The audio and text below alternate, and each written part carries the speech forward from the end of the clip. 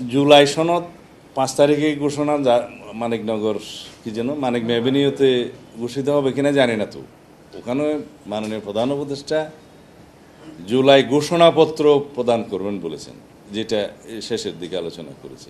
জাতীয় সনদ তো আলাদা জিনিস, জাতীয় ঐকমত্য কমিশন কর্তৃক যেটা হয়েছে সেটা স্বাক্ষরিত হলে সেটা কোন প্রক্রিয়ায় প্রকাশিত হবে বা প্রকাশ করবেন সেটা ওনারা বলবেন।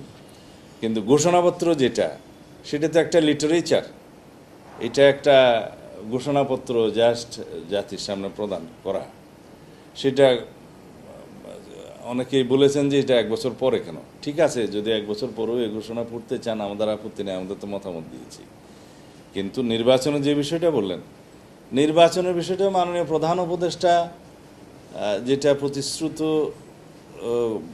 মাস আছে, প্রধান উপদেষ্টা কর্তৃক যেটা সম্মত সময় আছে, সেই সময়টা নির্বাচন কমিশনকে যথাযথ প্রক্রিয়ায় প্রধান উপদেষ্টা নিজে এবং তার অথবা তার কার্যালয় থেকে সেই বার্তাটা নির্বাচন কমিশনকে পৌঁছাতে হবে।